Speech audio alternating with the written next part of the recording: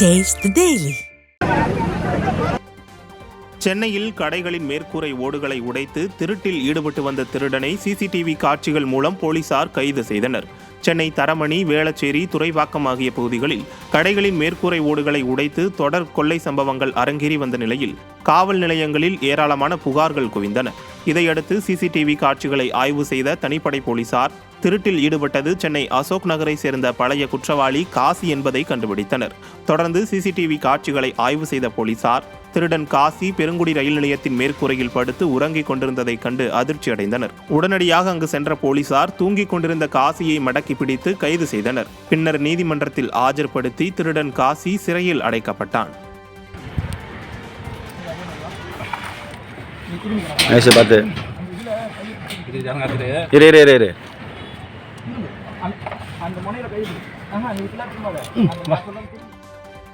காஞ்சிபுரம் அரசு மருத்துவமனை வளாகத்தில் மகப்பேறு மற்றும் குழந்தைகள் நல சிறப்பு சிகிச்சை மையத்தில் நாள்தோறும் ஆயிரக்கணக்கான லிட்டர் குடிநீர் வீணாகி வருகிறது. காஞ்சிபுரம் அரசு தலைமை மருத்துவமனை வளாகத்தில் மகப்பேறு நல மருத்துவ பிரிவு செயல்பட்டு வருகிறது. பல லட்சம் ரூபாய் மதிப்பீட்டில் அமைக்கப்பட்ட மேல்நிலை நீர்த்தேக்க தொட்டி மற்றும் குடிநீர் தொட்டிக்கு ஆழ்துளை கிணற்றிலிருந்து மின் மோட்டார்கள் மூலம் தண்ணீர் ஏற்றப்படுகிறது. இந்நிலையில் ஒப்பந்த ஊழியர்கள் மற்றும் மருத்துவமனை ஊழியர்கள் மின் மோட்டாரை இயக்கிவிட்டு மதுபானம் மருந்திவிட்டு உறங்கிவிடுவதாக கூறப்படுகிறது. இதனால் நாள்தோறும் சுமார் 3 மணி நேரம் தொட்டிகளிலிருந்து தண்ணீர் வெளியேறி வீணாவதாக குற்றச்சாட்டு எழுந்துள்ளது. மருத்துவமனையில் முறையான குடிநீர் வசதி இல்லை என கூறப்படும் நிலையில் நாள்தோறும் ஆயிரக்கணக்கான லிட்டர் குடிநீர் வீணாகி வருவது பொதுமக்களிடையே அதிர்ச்சியை ஏற்படுத்தியுள்ளது.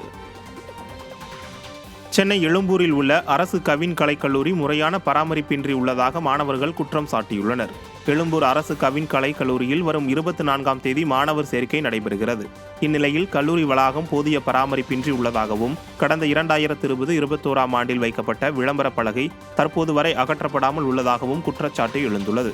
மேலும் மதுப்பிரியர்கள் கல்லூரி வளாகத்தில் மது பாட்டில்கள் மற்றும் குடிநீர் பாட்டில்களை வீசி செல்வதால் சுகாதாரமற்ற நிலை நிலவுவதாக பகுதி மக்கள் குற்றம் சாட்டியுள்ளனர். இந்நிலையில் கல்லூரி வளாகத்தை தூய்மைப்படுத்த விடியா திமுக அரசு நடவடிக்கை எடுக்க வேண்டும் என மக்கள் வலியுறுத்தியுள்ளனர்.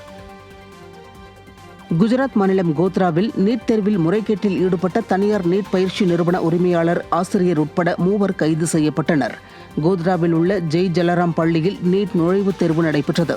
இந்த தேர்வு மையத்தில் துணை கண்காணிப்பாளராக அதே பள்ளியை சேர்ந்த இயற்பியல் ஆசிரியர் துஷார் பட் பணியாற்றினார்.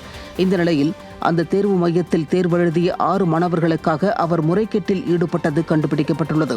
6 மாணவர்களிடம் தலா 10 லட்சம் ரூபாய் பேரம் பேசிய ஆசிரியர் துஷார் பட் முன்பணமாக 7 லட்சம் ரூபாய் பெற்றதாகவும், சம்பந்தப்பட்ட 6 மாணவர்களும் தங்களுக்கு தெரிந்த வினாக்களுக்கு மட்டுமே பதிலளித்த நிலையில் மாணவர்கள் நிரப்பாமல் விட்டிருந்த வினாக்களுக்கு ஆசிரியர் துஷார் பட் சரியான பதிலை தேர்வு செய்து நிரப்பியுள்ளதாகவும் தகவல் வெளியாகி பரபரப்பை ஏற்படுத்தியுள்ளது.